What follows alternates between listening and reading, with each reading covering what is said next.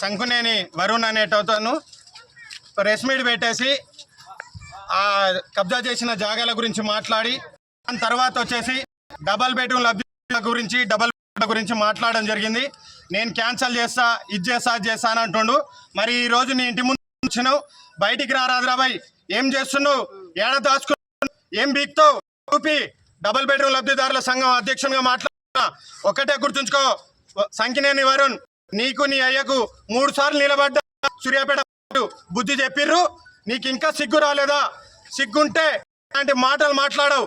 ఎవడు దొంగలు అనుకుంటున్నావు? ఇక్కడున్న 804 మంది లబ్ధిదారులు అందరం నువ్వు ఏడికి రమ్మంటే ఆడికి వస్తానికి పట్టాలు తీసుకొని వస్తావు.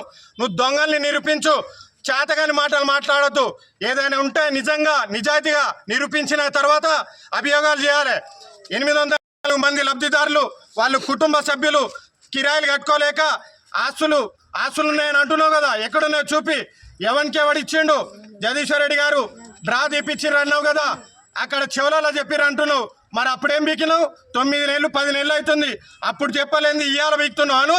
ఇవాళ డబల్ బెడ్రూమ్ లబ్ధిదారులకు డబల్ బెడ్రూమ్ రాబోతున్నాయి అనగానే కావాలని పుల్లబెట్టడానికి నువ్వు సిద్ధమవుతున్నావు.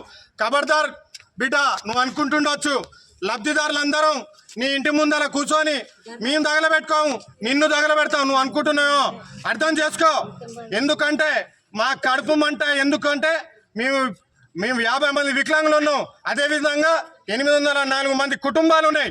804 కుటుంబాలు ఇంటి ముందర కూర్చొని అవసరమైతే మరి కట్టి, నువ్వు నీ అయ్య కట్టిస్తాడా, నువ్వు కట్టిస్తావు కట్టి. మేము కిరాయిలు కట్టుకోలేక చచ్చిపోతున్నావు రా నాయన. నీకు అర్థమవుతుందా? నేను నా పిల్లం ఇద్దరం వికలాంగులం. మేమిద్దరం వికలాంగులలో ఒక వికలాంగుల పెన్షన్ అట్టే పోతుంది. నువ్వు ఇస్తావా? మీ అయ్య ఇస్తాడా? చెప్పు. ఒక్క ఆవేదన కాదు ఇది, 804 మంది లబ్ధిదారుల ఆవేదన. అర్థం చేసుకో. ఇప్పటికైనా నువ్వు క్షమాపణ చెప్పాలి. చెప్పకపోతే మాత్రం ఈ ఆల్తోటి ఇదే దీంతోటే కాలేదు. మీ 800 లబ్ధిదారులు అందరం నువ్వు సూర్యాపేటలో దాచుకున్నట్టు కాదు. నువ్వు ఏడ దాచుకున్నావు వచ్చి మాట్లాడు.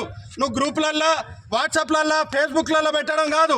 దమ్ముంటే ఎదురుంగా రారా భయ్ అని చెప్పి నీకు నువ్వు ఏడుకొస్తావురా, ఏడ మాట్లాడతావు మాట్లాడు.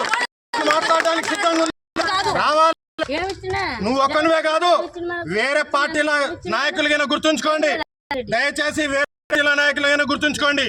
804 లబ్ధిదారులు ఉన్నాం. మీకు చేతనైతే మీరందరూ మాకు సహకరించి తొందరలో డబుల్ బెడ్రూమ్లు ఇప్పియండి. అంతేగాని ఏదో ఒకటి పుల్ల పెడతాం, మేము ఆపదలుచుకుంటాం, మేము అధికారంలో ఉన్నాం అని మాట్లాడితే మాత్రం కబడ్డార్. ఇక్కడి నుంచే చెప్తున్నా, అందరికీ హెచ్చరిస్తున్నా.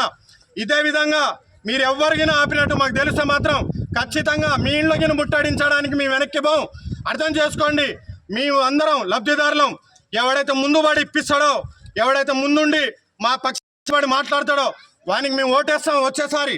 అర్థం చేసుకోండి. దయచేసి అర్థం చేసుకొని మా అందరికి ఇప్పియండి. అంతేగాని కావాలని పుల్లలు పెట్టి మీ విధానం మాత్రం ఎవడు భయపడాడు. నేను సూర్యాపేట 4 గంటలు ఒక్కనే తిరుగుతున్నా. నీకు ఉంటే మాట్లాడు.